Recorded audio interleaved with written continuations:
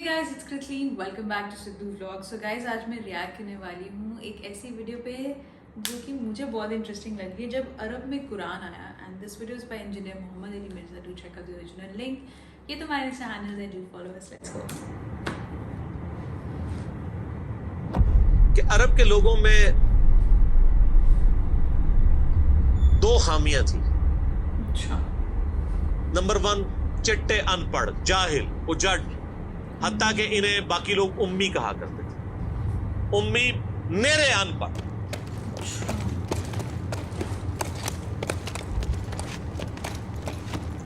ये नहीं पता. दूसरी खामी थी कि ये लोग आपस में लड़ते रहते थे.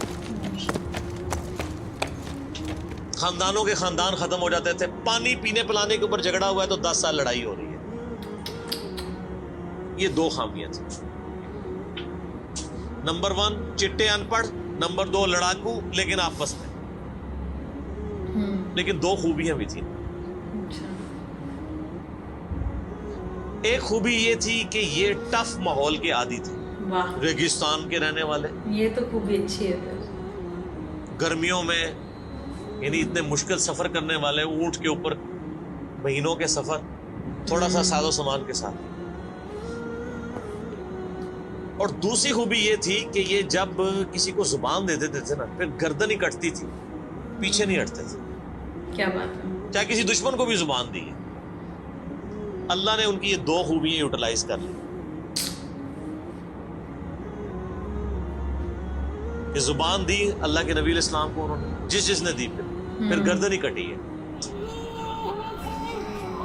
और दूसरी खूबी के वो टफ माहौल के आदी थे लेकिन लड़ते आपस में थे. अल्लाह ताला ने उनकी खामी कैसे पूरी की कि उनको एक लीडर ऐसा दे दिया जिसने सारे कबाइल को एक झंडे के नीचे जमा कर, और जहालत के लिए दूर करने के लिए उनको उनकी जुबान में किताब दे दी. अब जिसने सूरह बकरा, सूरह निसा, सूरह मादा हिफ्स की हुई है, उसके सामने कोई क्रिश्चियन का पादरी, क्या यहूदियों का पादरी वो बैठ सकता था? जितने उनके दलाइल थे उन्होंने वो जुबानी याद किए हुए थे. तो वो लोग जो अपने आप को समझते थे कि हम बड़े अल्लामा हैं और ये उम्मी हैं, उन उम्मियों ने उनको इल्म में भी उलट के रख दिया सिर्फ एक कुरान की वजह से. और अल्लाह ने लीडर दिया. सारे अरब कबाइल जमा हुए. वो अरबी जो आपस में लड़ते थे, उन्होंने कभी ये सोचा भी नहीं था कि अगर हम एक झंडे के नीचे जमा हो जाए तो हम दुनिया की सुपर पावर्स को उलट सकते हैं, रोमन और पर्शियन एम्पायर. और देखें सर फिर कैसे उल्टा है उन्होंने. विद इन 17 ईयर्स हर चीज उड़ा के रख दी. सदियों की सल्तनतें, लाखों की रिजर्व्ड आर्मीज रोमन और पर्शियंस पूरी दुनिया पे हुकूमतें कर रही हैं. जदीद असला है. और इधर ये बद्दू हैं जिनके पास ऊंट हैं, घोड़े हैं, तलवारें हैं. ना मंजरीक इन्होंने कभी देखी. अच्छा. ना इनके पास उस तरह के हाथी बड़े बड़े जो पर्शियंस के पास थे. अच्छा. बस चल पड़े, कलमा पड़ा और निकल खड़े हुए. फिर दुनिया ने देखा है कि हर चीज को उलट के रख, उन्हीं के असले उनसे छीन के उन्हीं को उलट दिया. वो सारी की सारी बिजली किसने भरी थी उनके अंदर? इस किताब में. ये किताब थी. किताब पढ़ते थे, ईमान ताजा करते थे. जिहाद का क्यों जिक्र है इतना कुरान के अंदर? क्योंकि अल्लाह ने एक ऐसी उम्मत उठानी थी जिसने तलवार के जोर पे उखाड़ना था रोमन और पर्शियन. हम मानते हैं कि इस्लाम तलवार के जोर पे फैला है, लेकिन ये तस्वीर का एक रुख है. तस्वीर का दूसरा रुख ये है कि जो बदमाश सदियों से दुनिया पे हुक्मरान थे और लोगों की रियाया का इस्तेहसाल कर रहे थे, अपनी रियाया का, उन पे उन्होंने इतने टैक्सेस लगाए हुए थे. उनको उखाड़ने के लिए क्या मीठी मीठी बातें चाहिए थी? तारिक जमीर साहब के लेक्चर्स ने रोमन और पर्शियन एम्पायर उखाड़नी थी. ये तो उन लोगों के लिए मुसलमान हो चुके हैं. बदमाश कब अपनी पोस्ट छोड़ते हैं? उनको फिर असले के जोर पे ही उखाड़ना था. और फिर अल्लाह ने सहाबा इकराम की तलवारें मुसल्लत की उनके. जब उखाड़ दी, फ्रीडम ऑफ एक्सप्रेशन मिल गया, फिर मामला सीधे हो गए. اس زمانے میں بادشاہ کا دین رعایا کا دین ہوتا تھا. اگر کوئی رعایا کہے نا کہ میں بادشاہ کے دین سے الگ ہوتا ہوں, قتل ہو جاتا تھا. آپ پتہ عیسائیت کیسے پھیلی ہے؟ یہ تو سارے بت پرست تھے. کانسٹنٹائن II جس کے نام پہ قسطنطنیہ شہر تھا جو بعد میں مسلمانوں نے فتح کیا, سلطان محمد فاتح نے, ٹرکی والوں نے اس پہ ایک فلم بھی بنائی ہے, اردو ڈبنگ کے ساتھ ہے. ایک ہی نشست میں آپ دیکھ سکتے ہیں 2.5-3 گھنٹے کی. جو فلمیں دیکھتے ہیں ان کے لیے, مولویوں کے لیے نہیں. تو اس نے وہ قسطنطنیہ فتح کیا, پھر اس کا نام استنبول رکھ دیا. وہ کانسٹنٹائن II جو تھا وہ کرسچن ہو گیا تھا. چونکہ وہ کرسچن ہوا تو پوری رعایا 3 براعظموں میں پھیلی ہوئی وہ کرسچن ہو گئی. ایسے کرسچینٹی پھیلی ہے. تو رعایا کو وہی دین رکھنا ہوتا تھا جو حکمران کا. پہلے حکمران بت پرست تھا, عیسائیوں پہ ظلم ہوتے تھے. بعد میں جب حکمران ہی مسلمان ہو گیا, اس زمانے ظاہر عیسائیت اسلام کا ہی نام تھا, تو سارے پیچھے اس امام کے.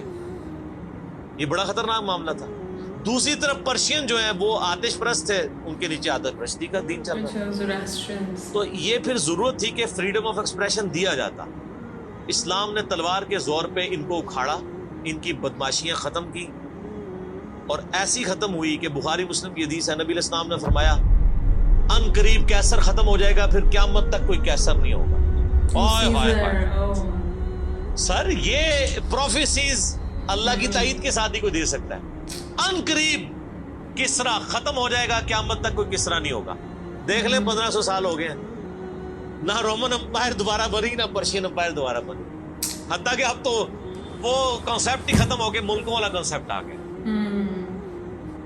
اور اس زمانے میں یہ بات کرنا ایک ایسے شخص کا جس کے اوپر ایمان لانے والے گنتی کے لوگ ہوں, بہت بڑی بات. اور اللہ نے پھر اکھڑوایا. اور آج فریڈم آف ایکسپریشن ایسا ہے کہ آج تلاوت ہو رہی ہوتی ہے تو ٹرمپ بھی بیٹھ کے سن رہا ہوتا ہے.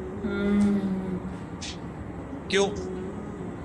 حالانکہ وہ کرسچن ہے. فریڈم آف ایکسپریشن آ گیا. آپ جائیں امریکہ میں, آپ کسی مارکیٹ میں مسلح ڈال کے نماز پڑھیں, کوئی آپ کو منع نہیں کرے گا. الٹا آپ کے ساتھ سیلفیاں بنا رہے ہوں گے کہ یہ کیا ہو رہا ہے. تو پہلے کوئی سوچ سکتا تھا کہ فرعون کے سامنے کوئی نماز پڑھتا؟ جادوگروں نے ذرا سی بات کی, ایمان لے کے آئے تو میں تمہیں سولی دے دوں. تو یہ اسلام اس دور جدید کا خالق ہے, اور یہ دور جدید کو تخلیق جو اسلام نے دی ہے وہ قرآن کے ذریعے. ایک علامہ وحید الدین خان صاحب ہیں انڈیا کے, 90+ ان کی ایج ہے. انہوں نے کتاب لکھی ہے اسلام دور جدید کا خالق, اسی ٹاپک کو ایڈریس کی. کمال کی کتاب ہے, اور پڑھنے سے تعلق رکھتی ہے. آپ گوگل سے اس کا PDF بھی ڈاؤن لوڈ کر سکتے ہیں, چھوٹی سی کتاب ہے. انگلش میں بھی ایک کتاب لکھی ہے, گاڈ رائزز, خدا ابھرتا ہے. خدا پھر جو ابھرا ہے نا جی قرآن کے ذریعے. خدا کو تو خیر مخلوق کی ضرورت نہیں ہے, لیکن مخلوقات نے جو تماشا بنایا ہوا تھا نا, اس تماشے کو ہمیشہ کے لیے اللہ تعالیٰ نے اپنے پیغمبر امام اعظم سیدنا و مولانا محمد رسول اللہ صلی اللہ علیہ وآلہ وسلم کے ذریعے شرک کا خاتمہ کر کے قیامت تک کے لیے جو دین اسٹیبلش کیا اس کتاب کے ذریعے. اب یہ کتاب قیامت تک نبی الاسلام کا معجزہ ہے. یہ کتاب ہے سر جس نے دنیا پلٹ دی, اور یہ وہ کتاب ہے جو ہم صرف اپنی بچی کو جب رخصت کرنے لگتے ہیں نیچے سے گزارتے ہیں, ٹھیک ہے, اور چوم کے غلاف میں رکھ دیتے ہیں. اس سے زیادہ اس قرآن کو ہم کوئی اہمیت نہیں دیتے.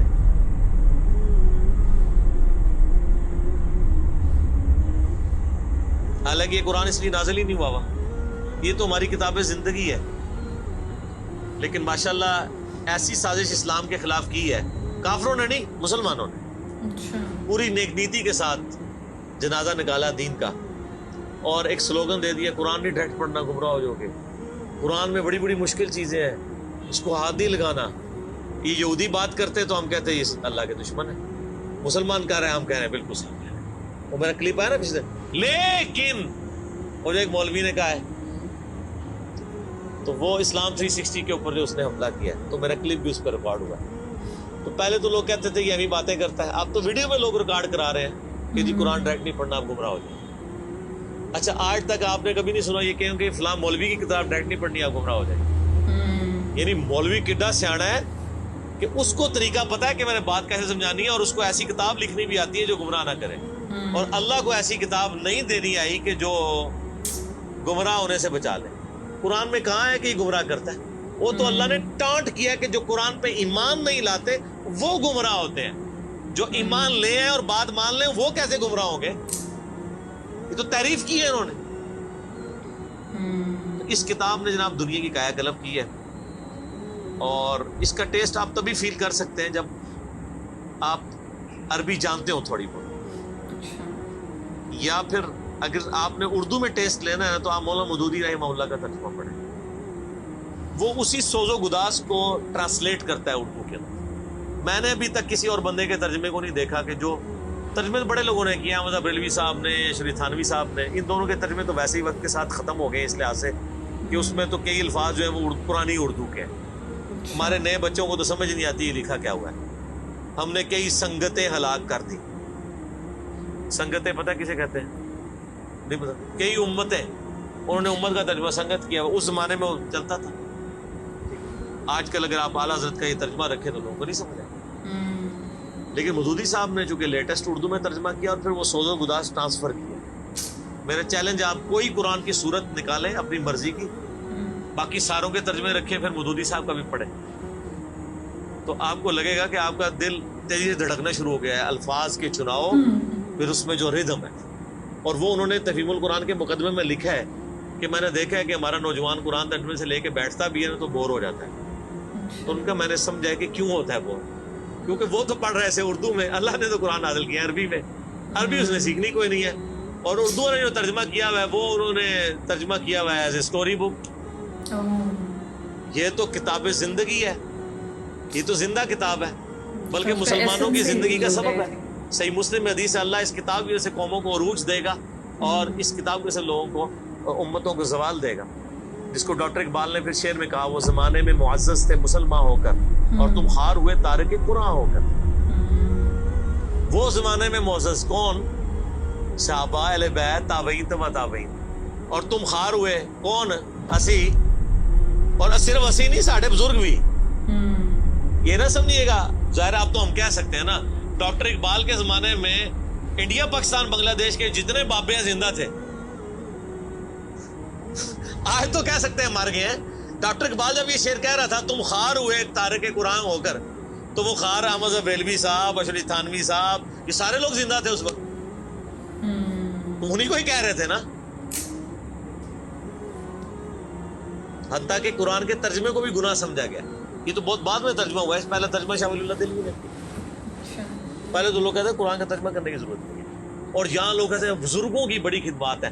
ہم پوچھتے ہیں 1000 سال سے بزرگ یہاں بیٹھے ہوئے ہیں, کسی ایک بزرگ کا قرآن کا بخاری کا ترجمہ مجھے دکھا دیں کہ جی یہ سلطان باؤ نے دیکھے جی قرآن کا ترجمہ کیا, یہ جی داتا صاحب نے بخاری شریف کا ترجمہ کیا. کیا انڈیا پاکستان بنگلہ دیش کے لوگوں کی زبان عربی تھی؟ فارسی تھی نا. تو کسی بزرگ کو توفیق نہیں ہوئی ہے کہ قرآن کا فارسی میں ترجمہ کر دیں. اتنا بڑا چھکا میں نے مارا ہے کہ قیامت تک یہ روئیں گے. آندہ کو کیا نا بزرگوں کی خدمات ہے. ہمارے پرائم منسٹر صاحب بھی کہتے ہیں نا جی وہ فرید الدین گنج شکر کی بڑی تعلیم. فرید الدین گنج شکر صاحب نے کون سا قرآن کا ترجمہ کیا ہے؟ اگر کسی نے قرآن کا ترجمہ ہی نہیں کیا, بخاری مسلم کا ترجمہ ہی نہیں کیا, وہ کیا خدمات کرتا رہے؟ وہ اپنی تعلیمات دیتے رہے. صحیح غلط اس کا فیصلہ ہم نہیں کرتے, وہ تو پھر میں اور طرف چل پڑوں گا. صرف جو خدمات والا ڈونگ رچایا ہوا ہے نا وہ میں آپ کو بتا رہا ہوں. جتنوں کے مزار بنائے ہوئے آپ نے, کسی ایک کا ترجمہ دکھا دے قرآن کا, تو یہ پھر انہوں نے جان بوجھ کے سیاست کی اسلام کے نام کے اوپر, اپنی باتیں کرواتے رہے. سر ان کو پتا تھا قرآن کا ترجمہ ہو گیا, سورہ زمر اور سورۃ الانعام اگر اردو میں آ گئی تو بابوں کو کس نے پوجنا ہے؟ سر بخاری کا اگر ترجمہ ہو گیا تو ساروں نے تو رفع الیدین سے نماز پڑھنی ہے, بابے سارے بغیر رفع الیدین والے نے. یہ وجہ تھی کہ بڑی ہوشیاری ہے انہوں نے. یہ نہ سمجھو پولے سمجھے, بہت ہوشیار سمجھے. اور دیکھ لینا پھر اب رزلٹ سامنے آ گیا. جدھر ترجمے ہوئے ہیں وہ کہنا نہیں پیو دادے تے ایتھے ہاتھ بندہ سی, اے ایتھے بندہ ہے, تو رزلٹ نکل آیا نا. اسی لیے بزرگ جو کام کرتے ہیں وہ حکمت سے خالی نہیں ہوتا. ہاں انہوں نے بڑی ہوشیاری دکھائی ہے آپ کے ساتھ. لیکن اللہ کا وعدہ ہے هو الذی ارسل رسولہ بالہدی ودین الحق لیظہرہ علی الدین کلہ. قرب قیامت سے پہلے دین کو غلبہ ملنا ہے. غلبہ بابوں کے ذریعے نہیں ملنا تھا, اسی کتاب سے. جس کتاب نے پہلے غلبہ دلایا, اب آج دیکھیں بچہ اینڈرائڈ فون کھولے ہوئے ہے, کوئی آیت آتی ہے ترجمہ پڑھ لیتا ہے. تو سر یہ خدمت تو پھر انہوں نے کی ہے نا اسلام کی. اچھا یہ اینڈرائڈ فون کس رحمت اللہ علیہ نے بنایا تھا؟ وہ کہتے ہیں بزرگ تے دنیا ہی کلب کر دے نگاہ مار کے. وہ بزرگوں نو لے آؤ تے ٹھیپا موبائل نیچے چلا سکتے. آپ مجھے بتائیں میں کسی بزرگ کو قبر سے نکالوں اور اس کو کوئی موبائل چلا لے گا؟ آپ کا بچہ چلا لیتا ہے. اور کسی کا اگر اتنا ایمان ہے نا بزرگوں کے اوپر, تو آج والے بزرگوں پہ بھی ہے. تو میں نے ان کو بڑی دفعہ مشورہ دیا ہے کہ بزرگ جو جناب دنیا چلا رہے ہیں, تو میں ان کو کہتا ہوں آپ کو بزرگوں کے ساتھ جہاز پہ بٹھاتے ہیں. جب 10 کلومیٹر ہائٹ پہ پہنچ جاتا ہے یہ بوئنگ جہاز, جب پہنچے تو ہم پائلٹ کو کہے کہ تو تے پائی بسم اللہ پڑھ کے تے پیراشوٹ نہ کود جا, بزرگ چلان تے جہاز لینڈ کران. وہ کتنے لینڈ ہوئے گا جہاز؟ بزرگاں دے مرید بھی اس جہاز ہی نیچے بیٹھ لگے. جڑے تانوں کہندے ہیں بزرگ دنیا چلا رہے ہیں, ان کو بھی پتہ ہے جہاز کو نہیں لینڈ ہونا. اور جو جہاز نہیں لینڈ کرا سکتا, میں کہتا ہوں کسی بزرگ کو آپ لا کے جہاز کے کاکپٹ میں بٹھا دیں نا, وہ نہیں لینڈ کرا سکتا. ہاں لینڈ کرائے گا اگلے جہاں جا کے, وہ بھی وہ نہیں کرائے گا, خود ہی ہوئے گا. سب کہانی ہے, کہانیوں کا دور ختم ہو چکا, کیونکہ اب ایک نعرہ عام ہے. کون سا؟ کہ نہ میں وابی نہ میں بابی, میں ہوں مسلم علمی کتابی. تو یہ علمی کتابی جب ہم کہتے ہیں تو وہ علم کون سا علم ہوتا ہے, وہ کتاب کون سی کتاب ہوتی ہے؟ یہ اللہ کی کتاب جس پہ ہم بات کر رہے ہیں. تو آپ دیکھیں میں اس پہ بھی 30-35 منٹ لگ گئے. اب آپ آ جائیں سورہ النبأ. بڑی آئی اوپننگ ویڈیو تھی, بہت ساری چیزیں جاننے کو ملی. یہ نہیں پتا تھا کہ جو عربی لوگ تھے وہ آپس میں لڑتے رہتے تھے, and they were illiterate also. But یہ چیز اچھی لگی کہ وہ ان کو عربک آتی تھی, تو ان کی جو قرآن بھی لکھی گئی وہ بھی اوریجنلی عربک میں لکھی گئی. And coffee eye opening video تھی. کیسے پوری اس ویڈیو میں سمجھایا ہوا ہے کہ کیسے گمراہ کیا جاتا ہے ہمیں, اینڈ کیسے ٹرانسلیشن بھی پراپر نہیں ہوئی ہے پروملگیٹ کرنے کے لیے اس ریلیجن کو. بہت انٹرسٹنگ, بہت آئی اوپننگ ویڈیو تھی, بہت مزہ آیا دیکھنے میں. اینڈ مجھے اب سمجھ لگی آپ نے کیوں بولا تھا کہ اس ویڈیو پہ آپ نے کیوں ریکمینڈ کیا تھا کہ اس ویڈیو پہ ریئیکٹ کرو. بہت اچھی ویڈیو تھی. اور بھی ایسی ویڈیوز ہیں, so do let me know in the comment section below, میں ان پہ ڈیفینیٹلی ریئیکٹ کروں گی. This is Sidhu vlog signing off. I love you.